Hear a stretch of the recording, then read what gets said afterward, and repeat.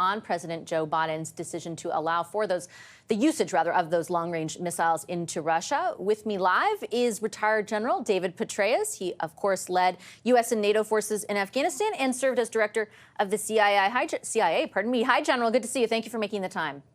Good to be back with you, Vassy. Thanks. How big of a deal is President Biden's decision?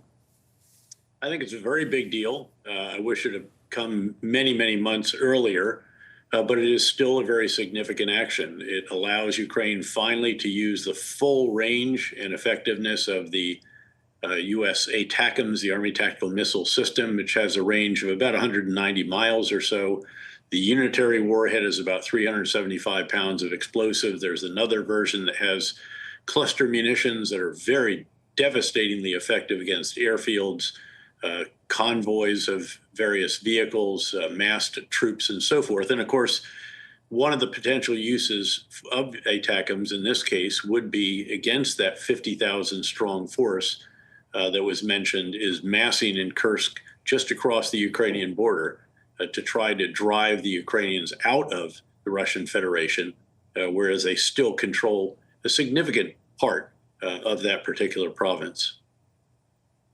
Yeah, I wanted to ask, how much of this decision do you think was sort of prompted by what is happening in Kursk, the amassing of 50,000 troops there, the effort to regain the territory that was lost to Ukraine? Is that making the difference at this moment, do you think? I think probably the big difference was the Russian escalation by bringing in over 10,000 North Korean forces that apparently are going to be part of the effort to expel the Ukrainians from the Russian Federation soil. It may also be linked a bit to this massive attack that Russia conducted the other night, the second largest attack since the very beginning of the war, in which they systematically went after the hydropower plants, the thermal power plants, and then the transformer and transmission infrastructure around the nuclear power plants. It's going to be a very tough winter for Ukraine this year, dark, long, and cold, as a result of the damage that has been done to the electrical infrastructure. You mentioned off the top that you wish this decision had been taken earlier, and I know I've covered various politicians who have been advocating, from Ukraine, Ukrainian politicians, I should say, for the ability to be able to do this for months now. If they had that ability earlier, would they have been able to advance their position to a different point right now, or what are your thoughts on that? I think it would have been very helpful. This is not a silver bullet. There's a limited number of these munitions. I'm not sure what they're down to now, frankly. I should note, though, that these are, again, very effective weapons, and the range is considerable in this case. It's the longest range system that we have provided to them. So we used about 103 of these, by the way, during the fight to Baghdad when I was the commander of the 101st Airborne Division, and again, showed how effective these can be. So if they'd had them sooner, perhaps they would have enabled them to go after some of the aircraft that have been launching the devastatingly effective glide bombs that the Russians use that can fly over 60 miles or so from the point of release in the sky. Those planes have since been moved out of range of the ATACMS missiles, but there are hundreds of targets that are still valid, can't be moved, depots, maintenance facilities, logistical sites, critical rail infrastructure, and so forth. So there's going to be no shortage of valid targets for these systems. The Prime Minister of our country, at one of the international meetings that have been taking place over the past few days, said, I believe it was this weekend, that, to be blunt, it's impossible to supplant the level of U.S. aid to Ukraine if, in fact, the new incoming administration were to withdraw much of that aid. How concerned are you about that possibility? We don't know exactly what they're going to do. We just know that they've taken a different posture kind of ideologically on the issue. What is your impression? How concerned do you think, allies of Ukraine should be? I think we all should be concerned about it. I think that we should be doing actually the opposite of this. We should be doing even more for Ukraine to try to enable Ukraine to change the dynamic on the battlefield and to convince Vladimir Putin finally that he cannot achieve additional gains at acceptable costs.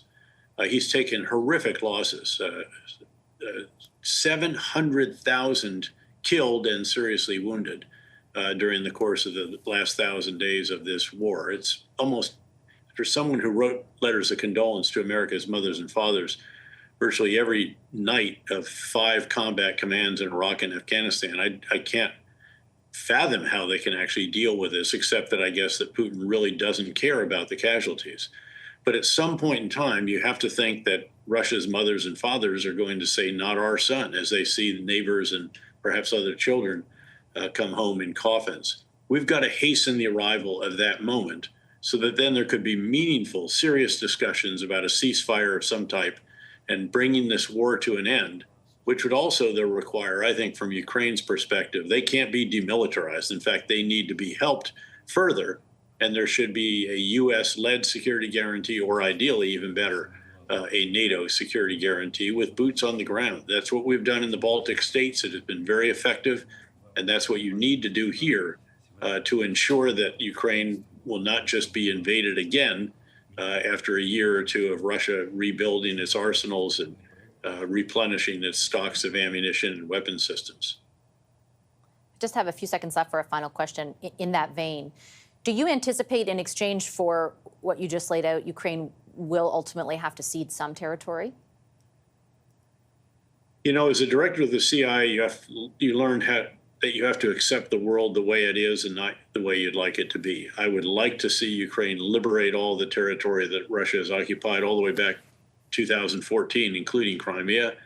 I just don't see that as being realistic. And I think getting the guns to go silent and then providing a security guarantee for Ukraine, which has such an extraordinary future, it's going to be the military industrial superpower of Europe and of the world when it comes to unmanned aerial and maritime and ground systems.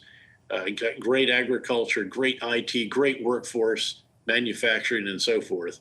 And the future of Ukraine doesn't rest on the old industrial Soviet-style industries that used to be in the southeastern part of the country, which, by the way, has all largely been destroyed at this point in time in terms of meaningful economic activity. So I'm afraid that that's probably the reality. But what we should be doing is ensuring that, again, when it stops, it doesn't resume a couple of years after Russia has been able to rearm. Okay, I'm going to leave it on that note. General Petraeus, pleasure to get your analysis this evening. Thank you very much. Good to be with you. Thank you.